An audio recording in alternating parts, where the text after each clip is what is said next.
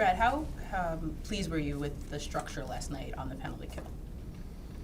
Well, the first 4-minute one was exceptional as far as challenging the first good possession. I thought of the first 7 or 8 times they came in our zone, I think every one was under 10 seconds, which is a real tribute to how well we were not just holding the blue line, but then checking as a group and reading off one another. It was really good. Torts wasn't really happy with the icing last night, but Jamie's game, where do you see where he's at right now? It seems like he's kind of steadily improving here. He's a young defenseman. He's going to keep improving for quite a while, and that's exciting. But yeah, he kind of got in the line of fire on that play, and we talked about it a little bit. I thought I loved his game. I thought he was really good. I think he's really understanding how to use his feet.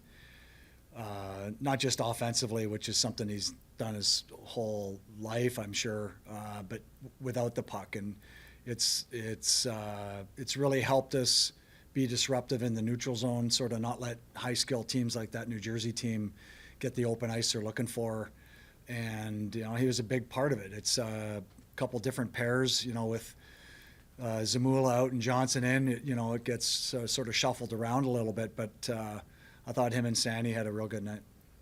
Right, with a guy like Matt Niskanen, we've heard how competitive he is, and last night he has to lose minutes down the stretch because you guys are protecting a lead, but today he's out here like a half hour early. Are you guys pleased with how he's been responding to sometimes when his ice time's a little down? Well, he is ultra competitive. I do think that with some maturity, he'll learn to not just temper it, but control it a little bit more. But he's a young, skilled player that's probably hasn't contributed as much lately as he normally does, and this is a tough league to try and create offense in, and part of his learning process is learning what's not going to work, and unfortunately that's some of what's going on right now. And on the other end of that, you end up realizing what does work, and you usually come out with a little bit more simplified game, but also one that still shows all the skill package that he has. So he's just a young player trying to do a very difficult thing, and so the frustration is fairly predictable at this point. With regards to Jamie, you guys have been open from the start, really, since you guys traded for him, that it was going to be a process, getting him to where you think he can be. Would you say he's, on track with where you assumed, ahead of schedule, behind schedule, in terms of development? I don't know. I think one of the best things is, touch wood, is he stayed healthy. And I think you can say the same thing about Risto. Everybody is lauding his game. I think one of the big factors for him is he had a whole training camp and he's been healthy. And when you get that, you get into the rhythm. And now you're at game 50 plus, and you've got some good hockey under your belt, and you're brimming with confidence. And I think you see that in Risto. I also think Jamie's game has way more confidence than it had. And so, it shows in that the play in the third where he tries to center it back through the slot. If he holds on to it, he may have an open net on the far side.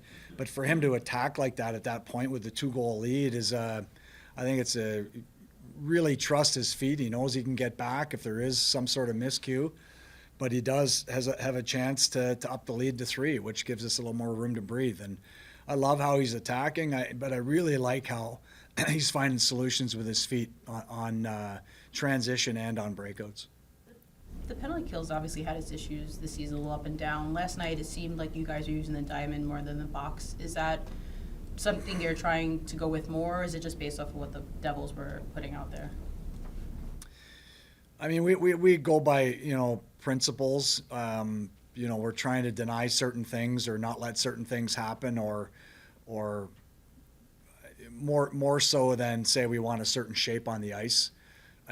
Every power play has its ways that they try and break you down, and with Hughes, his mobility through the top, and then exposing seams to shooters on the weak side or in the middle of the ice is one of the big ways they do it. And I thought for the most part we did a great job with that.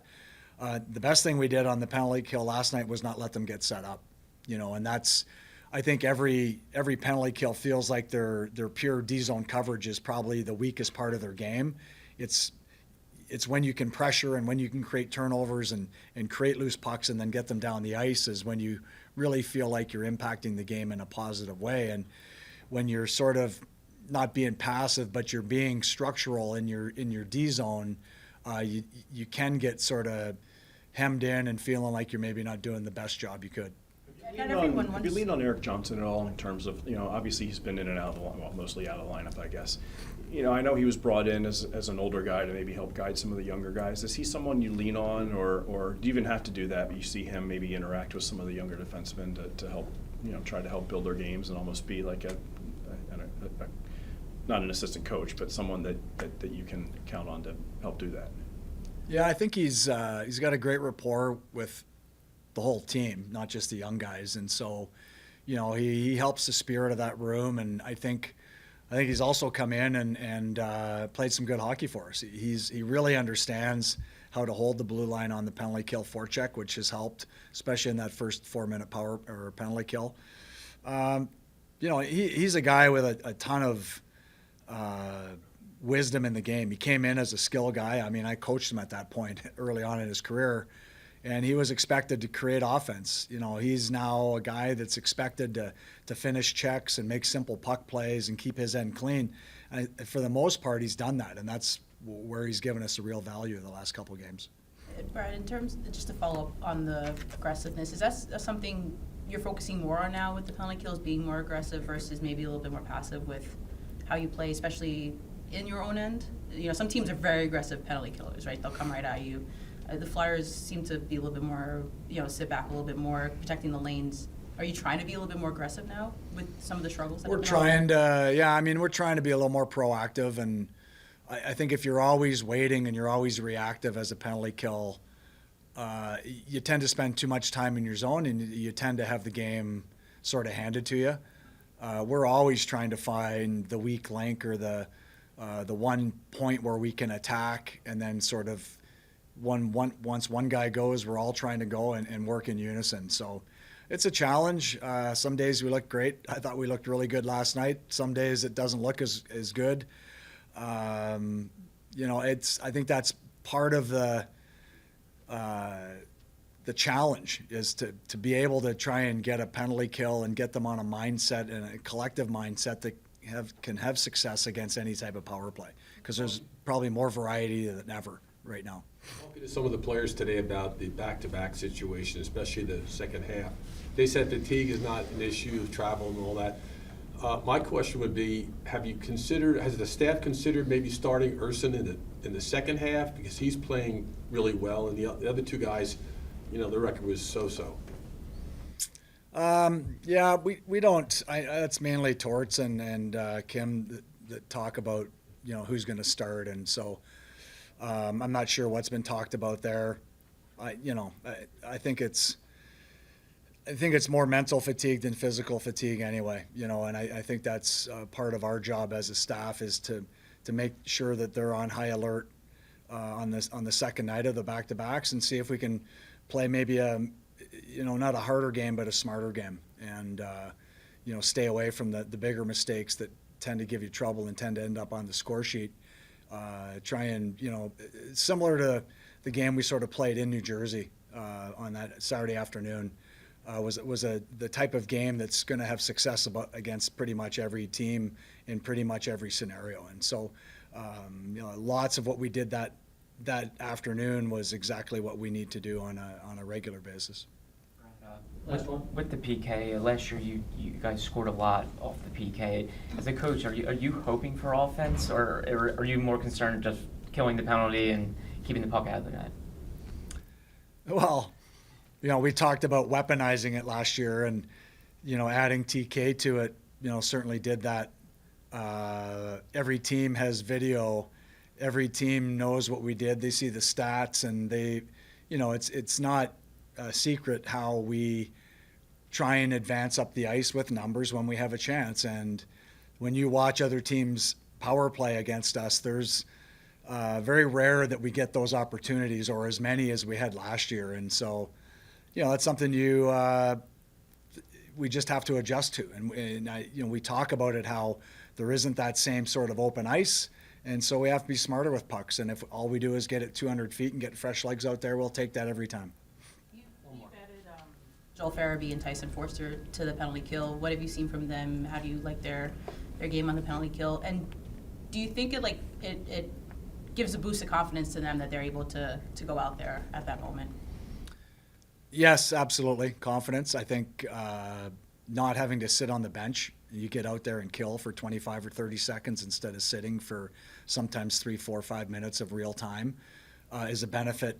Usually keeps you in a rhythm in the game. I think from Tyson, he's got a great defensive base. He's an offensive guy that gets his success through checking, and he's similar to Catesy that way. Where Fours would be more of a shooter, a longer reach guy. He has a lot to learn on the penalty kill, and I really think he's going to be fantastic at a certain point in his career. So we're going through that. Make the mistakes and learn from them, and hopefully you don't pay a big price. Beezer's a guy that's done it on the international stage. He did it here early on as a penalty killer early in his career, so I know he has a lot of experience.